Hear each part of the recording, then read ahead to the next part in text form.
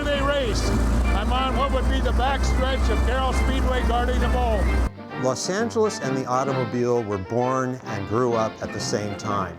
This is the original book from when we first started Lion's Drag Strip. We call it the Bible. I can walk right down this strip we're looking at, and I can see the whole deal to me back in the day. This is a dramatic reenactment with Oldfield himself reliving years later one of his great speed runs. And I asked my mom if there was a hat there that my dad had worn. She gave it to me and she said, let's use this one for the trophy. 100 miles an hour right through here. Meet me at 3rd and Fairfax, means come on out to Gilmore Stadium. This would have been the second turn here in the front straightaway going down here. So this very car is really the holy grail of all modern automotive racing design.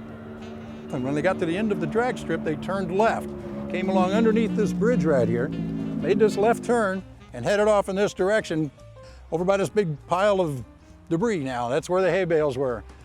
Oh, they're only going 80, 90, 100 miles an hour, but if you had a hot rod in those days that could go 100 miles an hour on the dry lakes, you were something special. This is where all the innovation was. This was the hotbed of activity.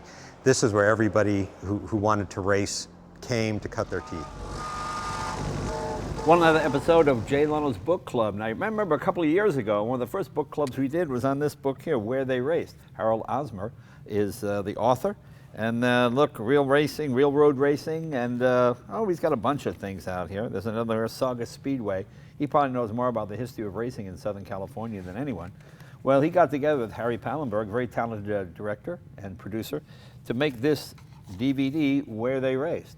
As much as I enjoy reading the books, it was actually a lot more fun watching the video. The thing I like about it is, if you're a car guy, you tend to buy every car video, and you take them home, and they're like 41 minutes, or they're like 28 minutes, and it's just a series of stills, and I always get burned on these things. Whereas this is really well done. It's a good documentary. It shows you where the racetracks were, when they existed, all kinds of great history. I didn't realize that Santa Monica was able to stay Santa Monica because of all the financial success they had with the races. So tell us about racing in Southern California so people get a feel for this. Well, what you hit on there with Santa Monica was absolutely true. In the very early days, just 100 years ago actually, Santa Monica was struggling to stay autonomous from the city of Los Angeles, which was annexing all the property around here. And so they held auto races in order to attract attention to themselves. And they would try to get the biggest name drivers of the time, Dario Resta, Ralph De Palma, Terrible Teddy Tetzlaff, Barney Oldfield, all these guys raced out there. And of course, when all the new people would come to Southern California, they would go to places they'd heard of. And they drew a lot of headlines and attention with all of the racing that they held there, and so that's where it came about.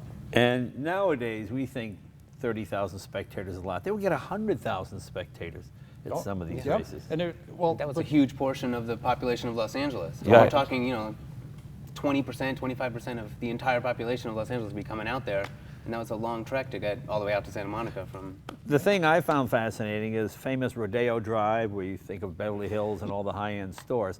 Well, right where the Beverly Wilshire Hotel is, that was the biggest board track, or one of the biggest board tracks in the United States. It's sad it went downhill and turned into a big shopping area. It should have stayed a racetrack, but I mean, it's fascinating to think that right there was one of the biggest, fastest tracks in the world. And that's something that Harry brought to the project that I couldn't do. I'm a book guy. I look at pictures, I write stories, I do these kind of things. Well, what Harry did was he was able to find all this different archival footage and whatnot. We have actual footage of motorcycles racing on the board track and cars racing on the board track. And you can see as they go through the turns how they would get up in the hill or up in the banking, and then they would level out across it. And it's just stunning. And again, with the size of the crowds that come out, and there was, again, the board track at Beverly Hills was there from 1920 to 24. And there was no television, there was no radio, there wasn't any other sort of major form of entertainment. So everybody in town came out to these things. It was fabulous. And that was actually one of the ones that drew me to this project. When I saw that picture of Beverly Hills track and I saw where Wilshire and Santa Monica cross, I could not believe that there was a racetrack that was made out of wood that was 1.25 miles around right there. And it was frightening because the motorcycles that raced had no throttles, just wide open, and no brakes. You would just kill the ignition. But the worst part is when guys fell off, Yeah. They would literally roll and get thousands of splinters. Yes. Oh, yeah. And nurses would spend weeks picking splinters. I mean, it's just horrible. Yeah. Oh, just frightening stuff. And of course, board tracks were soon banned because, well, they deteriorated quickly because they were made of wood and they warped, and they were really, really dangerous. Oh, yeah. Yeah. And, you know, it was 2x4s on edge, 35-degree banking, this kind of stuff, so you can get up to really big speeds. The cars that were racing there twice a year were the same cars that were running at Indianapolis at the same time. Right. Only at Beverly Hills, they're running 15 to 20 miles an hour faster. And they were learning about, they called it towing the rope, which we would call drafting in NASCAR today. They were learning about the aerodynamics and all of this. Also in this period, in the 1920s and forward, you were having purpose-built race cars. The Miller racing cars came about in this time, so these weren't the old stripped-down stock cars like your Mercer is beautiful, but you can imagine stripping the fenders and stuff off to lighten it up and go racing. Yeah. Well, these guys were making purpose-built race cars, extra power and the whole bit. And that was all built. And Let's show the post. Here's a poster from the period. This is an actual poster, 1912. Speediest race meet ever held. Short, snappy races by great speed kings. And that was at the Motordrome, which was the first board track in America.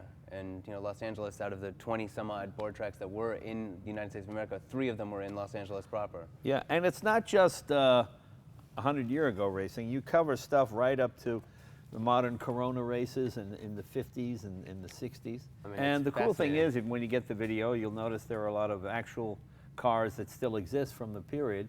The National and a couple of others are in there as well. Well, I mentioned the Miller earlier, and the cars that we feature, again, it's where they raced speed demons in the city of Los Angeles, and we're looking at Los Angeles-based things. The Miller cars were designed and built by Harry Miller here in Los Angeles, and that was significant about that.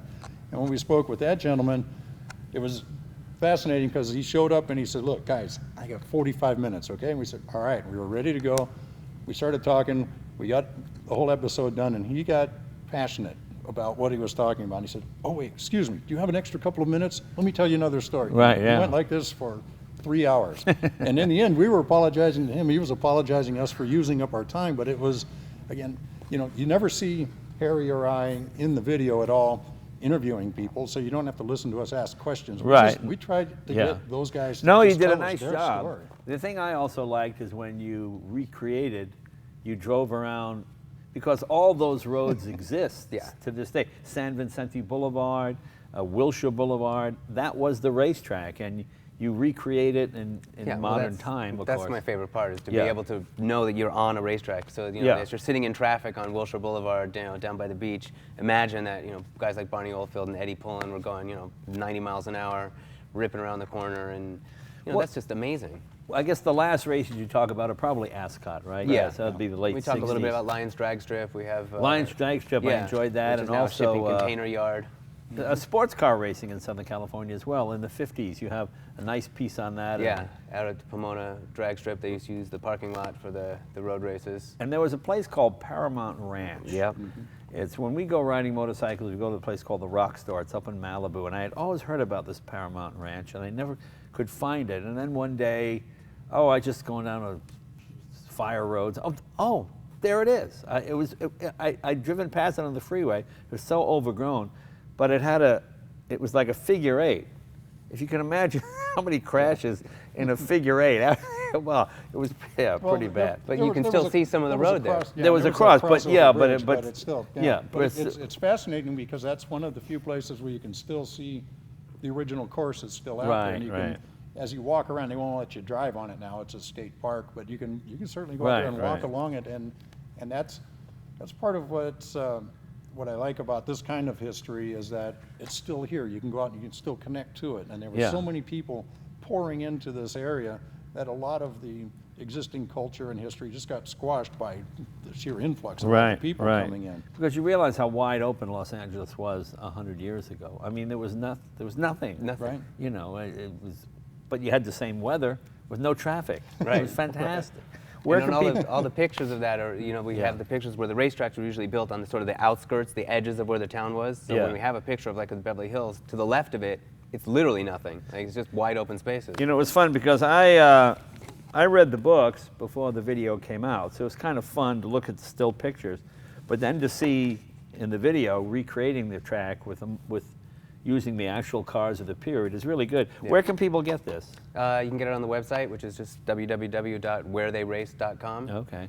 And you know, some of your finer auto books and Yeah, things like that. Even the crummy auto book stores are good. you have to go to a finer one. Even a really lousy one will hopefully have this. But I thought it was really enjoyable, and like I said, I always feel ripped off because most car videos are just quick slash-dap, you know. I mean, you did a nice job directing it and producing it, and you get a real sense, even if someone doesn't know anything about it, he takes you through it in an easy way, so you kind of learn about the period, even if it's the first thing you ever saw on this subject. It's well done. Gentlemen, thank you very much. Thank you, sir. Thanks, Thank you. guys. Nice job. It's called Where They Raced.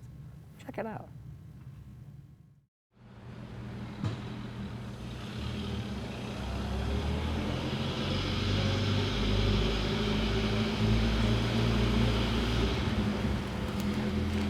Mm-hmm.